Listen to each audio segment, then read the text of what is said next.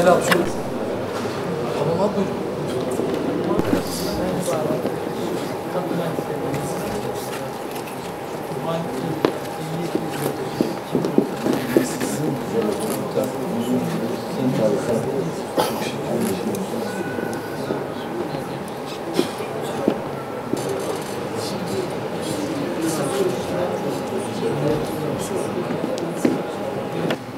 Ankara Tüm Emlakçılar Meslek Odası Başkanımız Sayın Hakan Akçam, Oda Başkan Vekilimiz Sayın Erdal Erdoğan,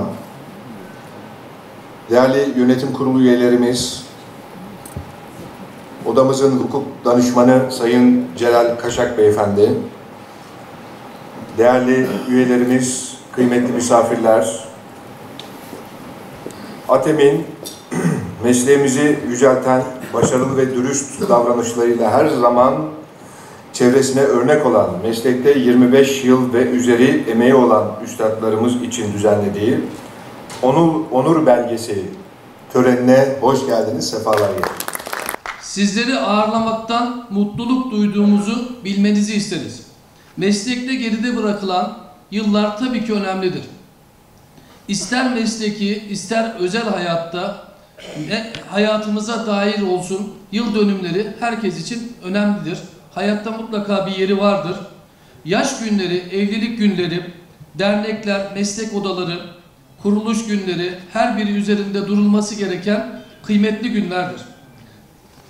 Yaşamımızda önemli günlere layıkıyla kutlanması mesleki ilişkinin bağlılığının gelişmesine yol açar. Mutlaka geride bırakılan yıllar içinde aynısı geçerlidir. Meslek odamızın meslekte 25. yılını dolduran, hatta aşan siz değerli üstadlarımıza, büyüklerimize hem teşekkür etmek hem de vefanın en güzel örneğini sunmak istedik. Sizler unutmadığımız, sizlerle beraber bu mesleği daha kaliteli, daha bilinçli ifa ettiğimizi bildirmek isterim.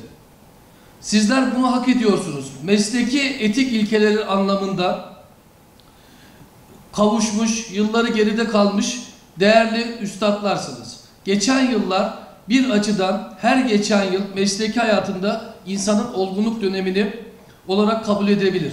Mesleki olgunluğu bilgi birikimimizle birleştirerek kazanca dönüştürebileceğinizi düşünüyorum. Sizlerle nice 25 seneler diliyorum. Sizler için uzun ömürler, uzun çalışma hayatı temenni ediyor. Her daim mutlu olmanızı diliyorum. Sizleri seviyor, sayıyor ve saygılarımı sunuyorum.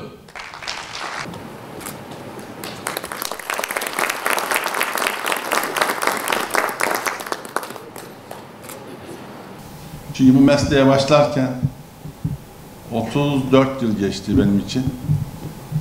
Tabii o zamanları şimdi düşünüyorum. Şimdi sizleri gördükçe de ki değerli arkadaşlarımız var burada, 25 yılı doldurmuşlar, geçmişler. Burada bana söz verildiği için öncelikle başkana, yönetim kuruluna ve siz değerli arkadaşlara teşekkür ediyorum.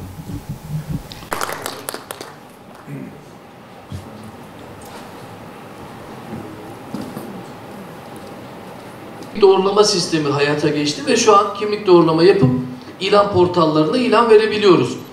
Aslında bizim talebimiz oda olarak ve sizler olarak yetki ve yetkilendirme doğrulama sistemi de hayata geçsin ki kaçak emlakçı diye tabir ettiğimiz kişiler ilan portallarına ilan veremesin.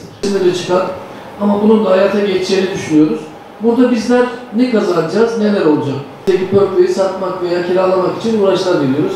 Ama zaman zaman mal sahipleri karşıya geliyoruz. Ama bizim mesleğimiz, biraz önce İsmail Bey de söyledi, 35 yıldır, hatta daha öncesi de var, hep zorluklarla bu hale gelmiş. Daha kaliteli bir hale gelmesi için biz meslektaşlar olarak ve oda olarak mücadele ederken yasamız olsa bunu değiştirmek hiç de kolay olmaz. Meclisten milletvekillerimizin onayıyla olacak ve fiziki olarak biz bunun dosyasını hazırladık, verdik.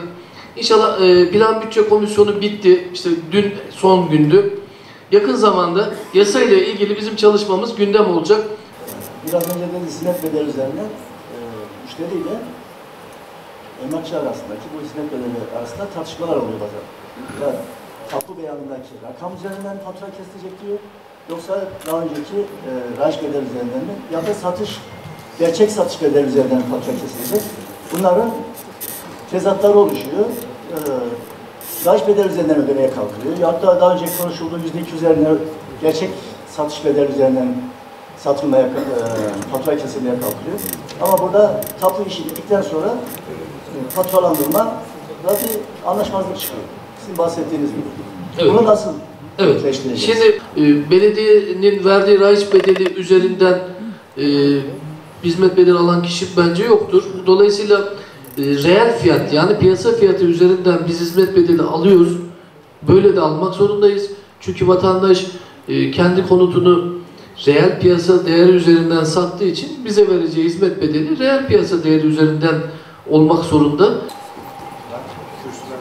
Lütfen hiç kimse ayrılmasın, otursun tek tek. Biz çağırdığımız kişiler buraya sahneye gelsin.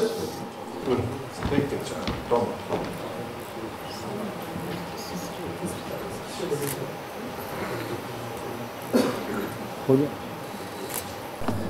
Öncelikle merhaba. Koskoca bir 25 yıl, 2 kelime ifade edeceğim. Çok kıymetli başkanımız ve kıymetli yönetimdeki üyelerimiz, değerli avukatımız, hepsi bizler için bu 25 senede çok ciddi başarılara, şimdiye kadarki konuların çok üstündeki başarılara imza atmış bir başkanımızla beraberiz. Allah ona güzel ömürler, sağlıklı ömürler nasip etsin. Bu arada 25 yılda şu anda hayatta olmayan fakat kaybettiğimiz çok değerli abilerimize de buradan kendilerine gani gani rahmet diliyorum.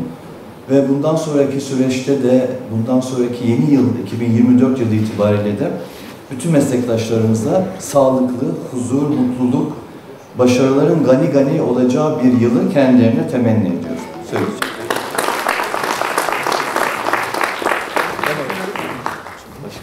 Çok teşekkür ediyoruz İslam Bey'e. Size sağlık, güzel. Sağ olun, teşekkürler.